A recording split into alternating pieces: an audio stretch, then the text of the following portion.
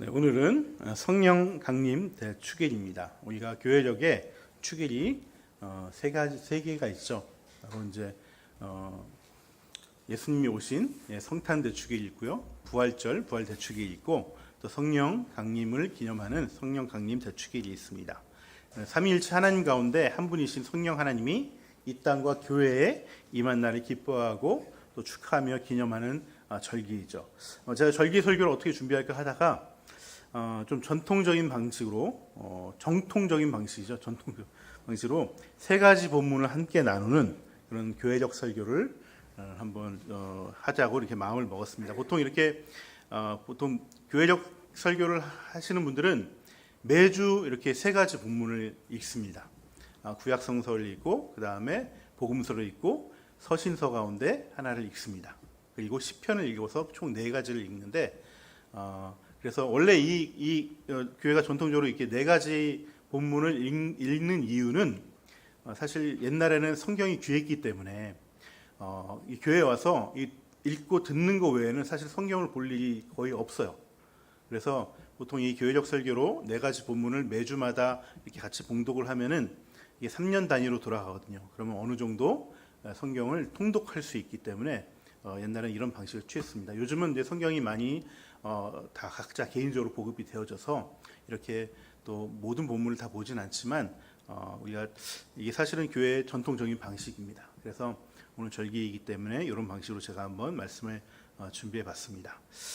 보통 이렇게 교회적 설교를 하다 보면은 본문이 세 가지가 있기 때문에 메인 본문을 무엇으로 정할 것인가 굉장히 중요합니다. 그래서 저는 요한복음을 메인 본문으로 정하면서, 결론의 본문으로 정하면서 성령의 역사 가운데 가장 큰 사역이 뭐냐면 바로 용서의 사역이거든요. 그리고 소통의 사역입니다. 사실 이 용서의 사역은 성령 하나님만 하시는 것이 아니라 삼위 하나님 모두 이 사역을 위해서 일하시는 영역이기도 합니다. 그리고 모든 하나님의 통치 가운데 늘 강조하시는 영역이 바로 용서라는 것이죠. 삼위 하나님이 성경을 전체를 통해서 말하고자 하는 바는 하나님의 나라인데요, 이 하나님의 나라는 인류의 구원, 개개인의 구원을 통해서 시작이 되는 거예요. 근데 이 구원에 있어서 가장 중요한 것이 바로 용서인 것이죠. 용서가 없으면 이 구원이 이루어지지 않기 때문에 용서를 반드시 전제를 합니다.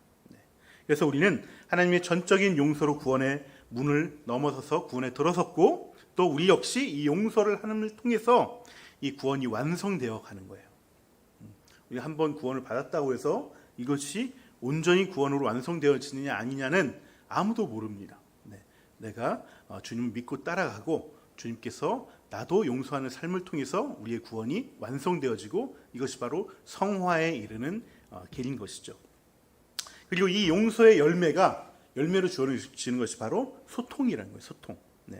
용서를 통해 구원받은 성도들이 결국 하나님과의 소통을 하고, 또 이웃과의 소통을 통해서 이런 소통의 선물을 받는 것입니다. 그리고 이 선물을 통해서 이 공동체가 더욱더 주님이 보시기에 아름다운 공동체로 세워져 가는 것이죠. 그래서 이 교회 공동체의 가장 작은 단위인 가정 공동체 역시 이러한 용서와 소통이 온전히 이루어져야지 이것이 하나님이 만드신, 하나님이 뜻하시는 공동체로 세워져 가는 길이 되는 것입니다. 그래서 우리 이 교회력은 오늘 성령 강림절을 시작으로 마지막 절기가 시작됩니다. 그래서 하반기 내내 대림절이 올 때까지 이 성령 강림절이 계속해서 지속되어집니다. 이 얘기는 23년도 하반기도 이 성령님과 함께 동행하시면서 용서와 소통을 이루는데 정진하라, 이런 주님의 뜻인 것이죠. 제일 독서부터 한번 살펴보도록 하겠습니다. 오늘 제일 독서는 구약의 민수기 말씀이었죠. 오늘 본문은요, 모세 앞에서 70명의 장로들에게 하나님의 영이 내려져서 그 장로들이 예언을 하는 장면이에요. 근데 오늘 본문 말씀을 이해하려면은 이 11장 초반에 있었던 일들을 우리가 알아야지 이 사건의 의미를 알 수 있습니다. 지금 이 상황이 어떤 상황이냐면, 어떤 형편이냐면, 이스라엘 백성들은 불안과 원망이 막 터져 나오고 있는 상황이에요. 짜증스럽고 화가 난 상태에서 이런 상황에 처해 있는 것이죠. 그래서 그들이 하나님을 원망하고 자신의 지도자로 세운 이 모세를 원망하고 불평하고 불만했다는 겁니다. 그 이유는 뭐냐면 다른 게 아니고 먹는 것 때문에, 먹는 것 때문에 불만을 토로하고 원망했다는 것이죠. 사실 이스라엘 백성은 광야에 들어서서부터 하나님의 은혜로 말미암아 신비한 물질 가운데 하나인 만나를 날마다 공급받았어요. 네. 안식일을 제외하고는 안식일 전날에는 2배의 만나가 내렸고요. 평일에는 하루 분량만큼의 만나가 내려서 그 광야에 있던 이스라엘 백성 모두가 굶는 사람 아무도 없이 날마다 그 양식을 공급받았습니다. 그리고 이 만나는요, 언제까지 내렸냐면 광야를 지나서 가나안에 입성하기까지, 가나안 땅에 요단강을 건너자마자 이것이 다 그쳐버렸어요. 다시는 만나가 이 땅 가운데 내려지지 않았던 것이죠. 그래서 40년 동안 하루도 거르지 않고 하나님께서 공급해 주신 먹거리가 바로 만나인 것이죠. 이렇게 하나님은 이스라엘 광야에서 아무런 경작도 못하고 먹을 거리를 얻지 못하자 자신의 백성이기 때문에 하나님 직접 먹이셨다는 것입니다.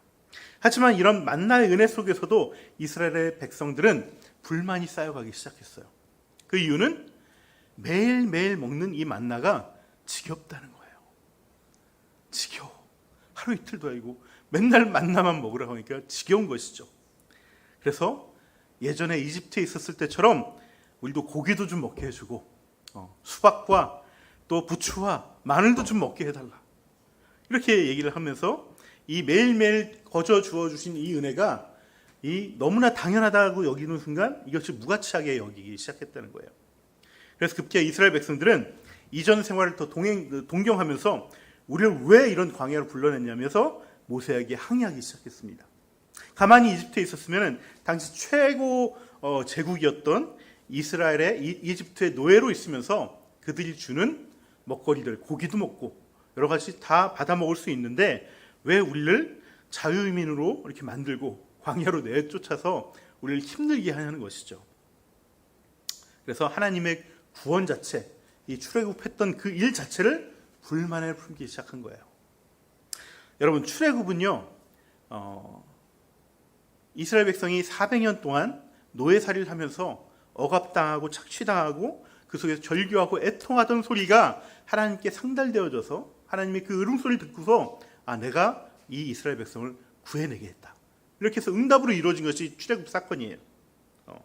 그런데 막상 자유인이 되고 보니까 이전에 노예로서 누리던 그 삶을 오히려 동경하게 되었다는 것이죠. 화장실 들어갈 때랑 나올 때랑 틀리다는 것입니다. 이런 모습을 보면은 참 이스라엘 백성이 미련해 보이죠. 저런 걸 몰라서 저런 걸, 이 자유를 우리가 누리려면은 자유인으로서 책임을 가지고 그것들 감당해야 되는데 왜 자꾸 옛날을 동경하는 거야? 이런 미련한 이스라엘 백성 같으니라고 이렇게 얘기하고 생각할 수 있습니다. 하지만 이건 쉬운 게 아닙니다, 여러분.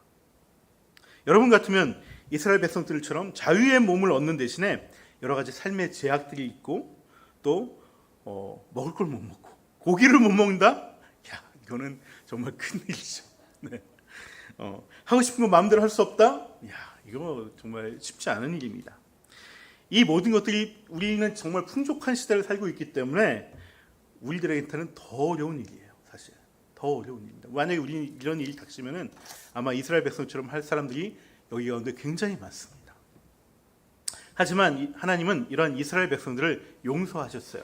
그래서 이스라엘의 지도자를 불러서 모세에게 해준 말씀을 들려주고 모세에게 영을 부어주셨던 것처럼 이 70명의 지도자들에게도 하나님의 영을 부어주셨습니다. 그리고 그들은 영이 부어지자 예언을 하기 시작했어요. 여러분, 여기서 예언이란 것은 미래에 어떤 일을 이렇게 알게 하는 그런 것이 아닙니다. 하나님의 뜻과 계획을 알려주셨다는 거예요. 하나님의 뜻과 계획.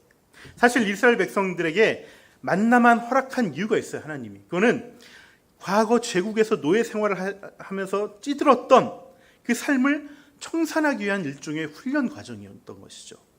제가 그 자녀 교육에 있어서 스마트폰을 어떻게 할 것인가 이런 그 교육을 그런 강의를 누가 하는 걸 봤는데 스마트폰을 잘 아이가 조절할 수 있는 능력을 갖기 위해서는 아이가 중독된 아이들한테 너 지금 하루에 1시간 만에 이거 절대 소용이 하나도 없다는 거예요. 30분 만에 이거 절대 소용이 하나도 없다는 거예요. 어떻게 해야 되느냐? 일단 최소 2주에서 한 달간 아예 금지, 아예 금지를 시켜야 돼요. 일단 끊고 아예 그 머리에 사라져야지 뇌가 다시 리셋되기 시작한다는 거예요. 그래서 뇌가 다시 리셋되면 그때부터 하루에 30분씩만 하는 그 습관을 만들어줘야지 그게 되는 것이지, 이것이 리셋시키지 않고 너 30분 만에 1시간 만에 하면은 이 아이는 더 하고 싶어서 맨날 두세 시간씩 하다가 30분 하니까 얼마나 미치겠어요. 이게 효과가 전혀 없다는 거예요. 네. 그래서 이것이 바로 하나님의 방법이에요. 이 만나만 주신 이유가 여기 있어요. 뭐 하나님이 뭐 고기를 못 줄 능력이 없어서 고기를 안 주셨겠습니까? 이전 과거의 삶을 청산하고 이 노예 근성을 리셋하기 위해서 하나님은 만나만 주신 거예요. 만나만. 왜 웃으세요? 네, 만나만 주신 것이죠. 네, 제가 어디를 하는지 잊어버렸습니다. 네. 네. 그런데 이스라엘 백성이 이런 훈련에 반기를 든 거죠. 나 이런 훈련 받기 싫다. 근데 그러자 하나님께서는 하나님의 영을 부어주셔서 이스라엘 백성들도, 이스라엘 지도자들도 하나님의 뜻이 무엇인지를 알게 하셨다는 거예요. 이것이 훈련이라는 것, 이것이 너희들이 리셋하기 위한 과정이라는 것을 알게 해 주셨다는 것이죠. 그 뜻을, 하나님의 뜻을 알아서 하나님의 뜻의 그 훈련에, 계획에 자발적으로 동참하기 위해서 그 하나님의 영을 부어주신 거예요. 그래서 하나님은 모세와 하나님에게 불만을 품고 모세 앞에 나오지 않는 그 70명 중에 2명은 진짜 이 저항이 많아서 난 그 앞에 가지 않겠다 했던 2명이 있었어요. 근데 그 2명에게조차 하나님 영이 내렸다는 거예요. 그리고 그에게도 예언의 말들이 쏟아져 나왔다는 것입니다. 그런데 이 상황 속에서 시험받은 사람이 있습니다. 바로 눈의 아들 여호수아였죠. 네. 이 여호수아는 모세에게 반항하고 지도력에 들어오지 않는 이 2사람에게까지 하나님의 영이 내린다는 것은 도저히 있을 수 없는 일이라고 여겼던 것입니다.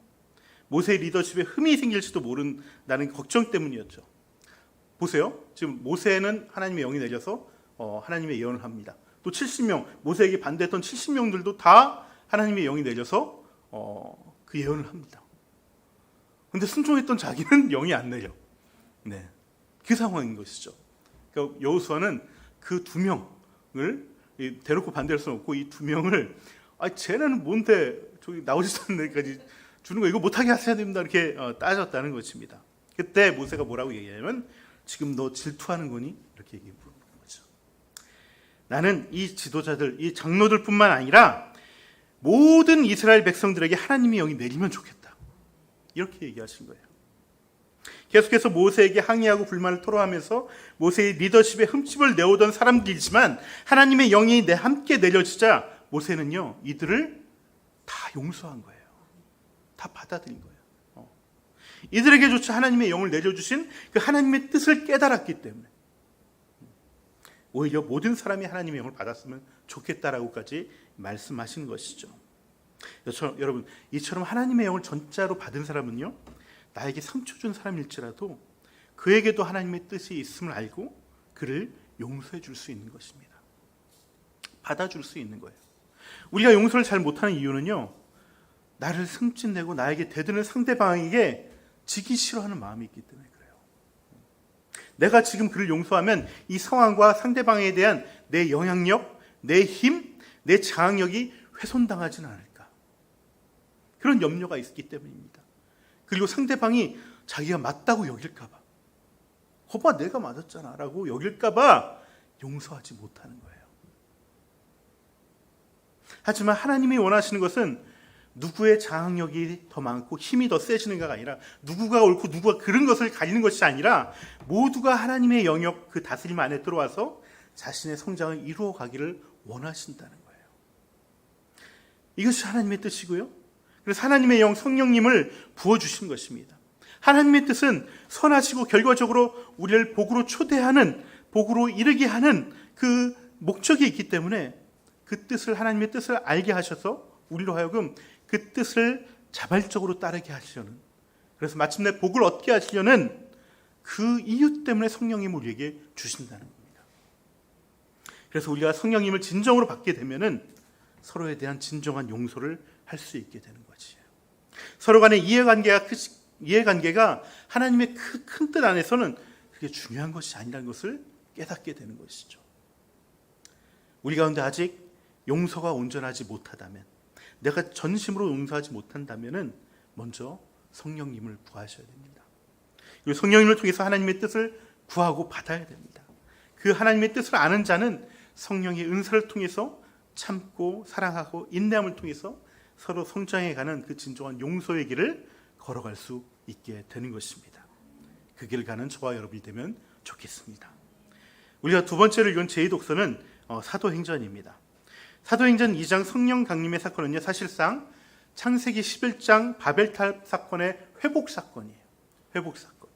하나님을 향해서 탑을 쌓고 있던 인간들, 그들 인간 스스로 우리 인류는 위대해, 못하는 것이 없어 라고 하면서 하나님 앞에서 탑을 쌓는 사람들, 그 탑을 쌓는 사람들을 하나님께서는 흩으셨어요. 언어가 달라지고 소통이 안 되고 그들은 멀리 뿔뿔이 흩어지게 되었습니다. 그래서 오늘날 민규 형제님 같은 분이 또 이런 일을 또 하실 수 있는 것이죠. 네. 사실 저는 이 창세기의 그 바벨탑 사건에 대해서 물론 문자적으로는 하나님께서 그 바벨탑 짓고 있는 거기 직접 가셔서 그들의 언어를 막 혀를 꼬이게 해서 다른 언어를 말하게 하셨을 수도 있고요. 근데 이거는 저는 약간 신화적인 어떤 묘사가 들어간 것이다, 저는 생각을 하고요. 실제적으로는 결국 그들의 마음이 하나 되지 못했기 때문에 서로 싸우고 갈등을 일으키다 해산한 것이라고 저는 해석을 합니다. 여러분, 가정이 깨어지는 경우들이 많은데 그 가정이 깨어지는 이유는 서로 언어가 달라서가 아닙니다. 저 사람은 일본어 쓰고 나는 한국어 쓰기 때문에 소통이 안 되는 게 아니에요. 같은 한국어를 해도 마음이 통하지 않아서 가정이 깨어지는 경우가 많다는 것이죠. 아무튼 하나님께서 바벨에서 사람들을 흩으신 것은 그들이 모이는 것을 싫어서가 아닙니다. 하나님은 언제나 하나됨을 좋아하시고 공동체를 원해하십니다. 하지만 하나님은요, 스스로 삼위일체 이 공동체로 있는 것처럼 우리들도 공동체로 있기를 원하세요. 하지만 그 모임이 소통을 통해서 하나 되는 공동체가 아니라 힘에 의해서 일방적인 명령체계로 이루어진 것을 우리가 제국적 가치관이라고 합니다. 제국적 집단이라면, 그런 가치관을 가진 집단이라면 하나님은 결코 그 집단을 원해하지 않는다는 거예요. 하지만 하나님을 떠난 인류는 자신들만의 방법으로 하나됨을 이루려고 애쓰고 노력해왔어요. 그렇게 인류 사회가 발전해 왔습니다. 그 상징이 바로 바벨탑이에요. 인류 최초의 문의 발생지이기도 한 이 메소포타미아 지역에 있는 이 고대 바벨로니아 제국에는 지구라트라는 독특한 건축물이 남아져 있습니다. 대부분의 성서학자들은 이 성경의 바벨탑을 고대의 그 지구라트라고 여기고 있죠. 보고 있습니다. 이 지구라트는 어떤 건물이냐면은 대부분 종교적 제의를 위한 신전이에요. 신전. 대부분의 고대 제국들이요, 이 제국을 통치하고 이 제국을 세우기 위해서 무엇을 사용하냐면 종교를 사용해 왔다는 거예요. 종교를 이용해 왔다는 거예요. 신전을 세우고 제전을 세워서, 야, 너 왕의 말에 순종해야 돼. 이게 하나님의 뜻이야. 심지어 내가 신이야 라고 하면서 이렇게 종교를 이용해서 강력한 통치를 이루어왔다는 것입니다. 우리 한 번쯤 들어보셨을 겁니다. 유발 하라리가 지은 사피엔스라는 책이 있죠. 네. 이 책이 무슨 내용이냐면요, 현 인류인 이 호모사피엔스는 언어를 통해서 추상적인 사고를 발달시켜 왔다는 거예요. 추상적인 사고를.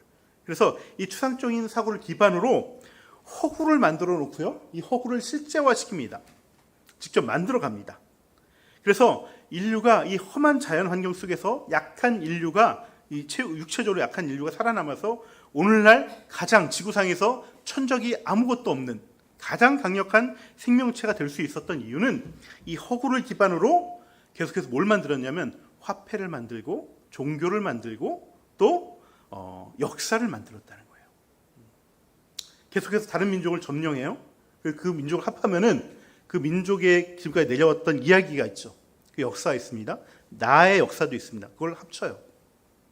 합쳐서 새로운 역사를 만듭니다. 허구의 역사를. 우리는 원래 하나야. 우리 이렇게 한 팀이 되었어. 또 누군가를 하면 또 합칩니다. 그리고 우리가 돈을 다 갖고 있죠. 지폐를 갖고 있는데 이 지폐가 사실 종이 쪼가리잖아요. 근데 종이 쪼가리를 주면은 내가 너한테 먹을 걸 줄게. 이거는 실제적인 걸 아닌 것을 가지고 실제화시킨 거예요. 무슨 얘기 이해가 되시죠? 신용이라는 이 보이지 않는 이걸 만들어서 실제 화폐를 만들어서 화폐를 통해서 이 하나의 사회로 묶어버리는 겁니다. 경제 시스템을 묶어버린 거예요. 또 하나가 뭐냐면 종교예요.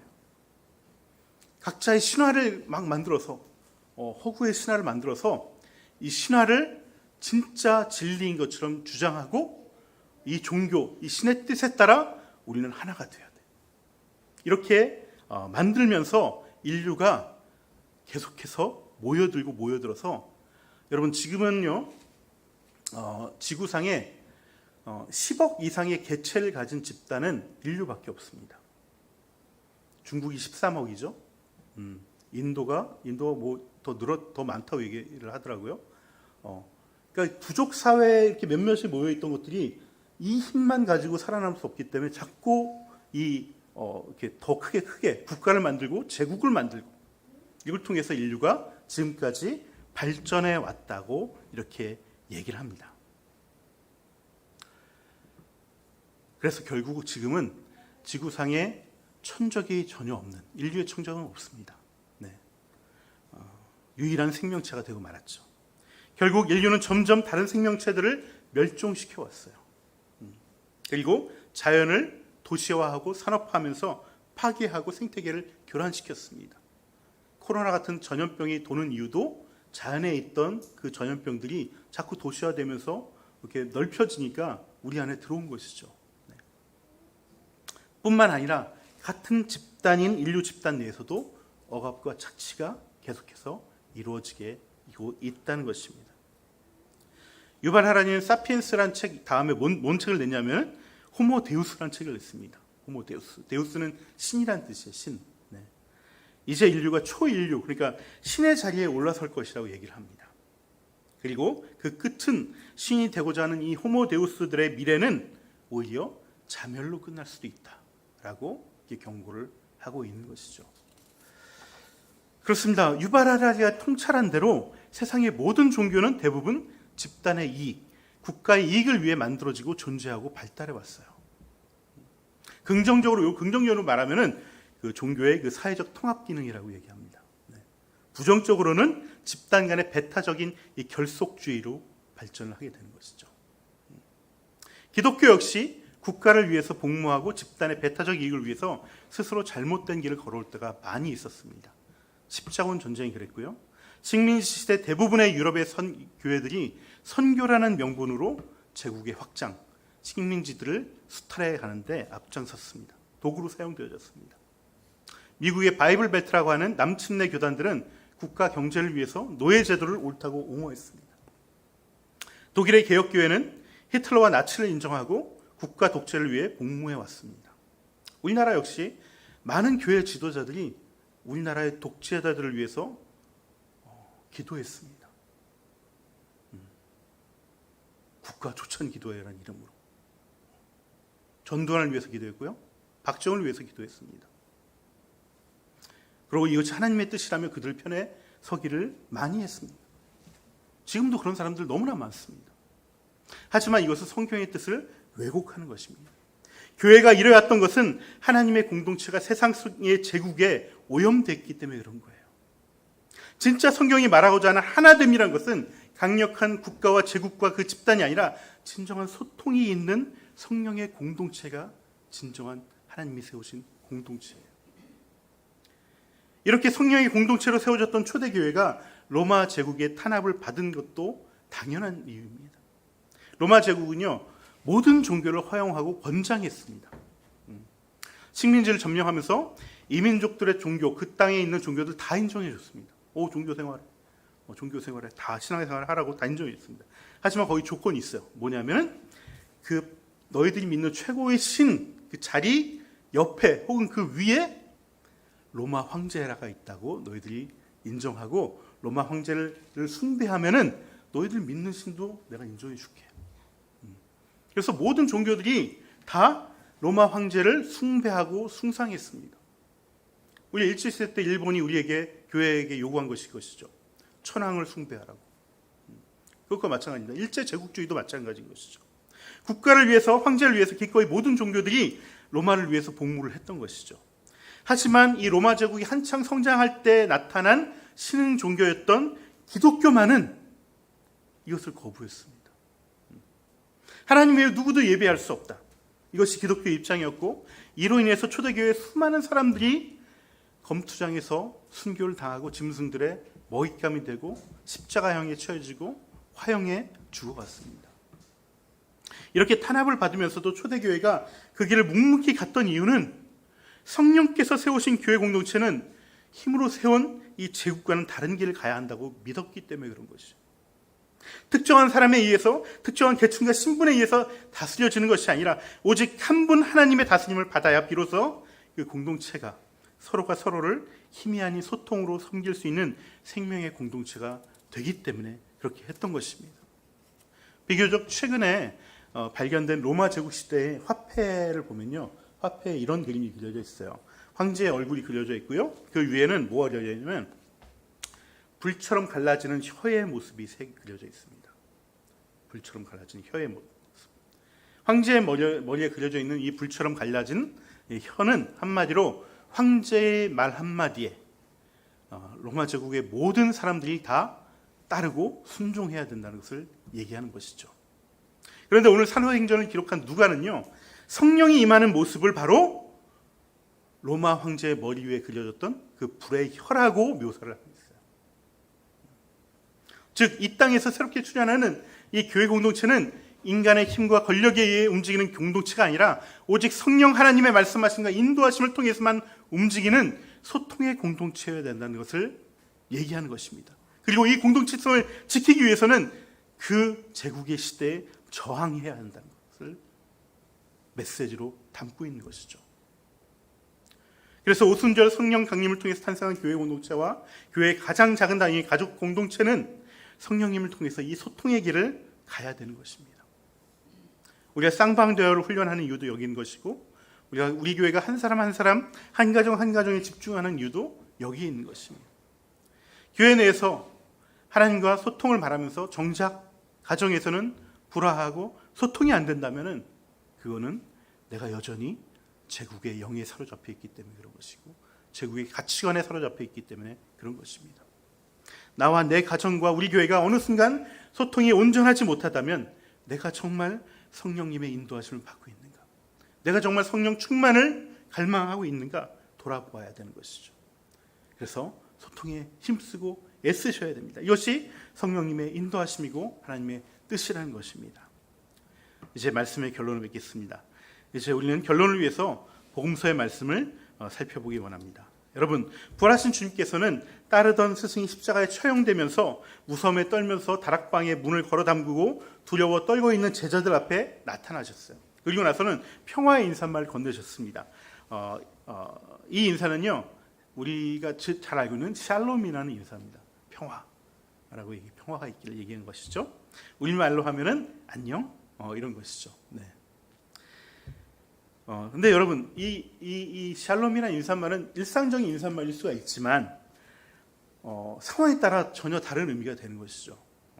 가장 안녕하지 못할 사람이 갑자기 나타나서 안녕이라고 말한다면은 정말 십자가에서 그 모진 고통을 당하시고 처참하게 죽었던 스승이 안녕이라고 인사한다면은 그 인사말은 일상적인 인사말이 아니라 진짜 우리의 일상을 새롭게 보게 하는 하나님의 인사말이라고 저는 생각을 합니다.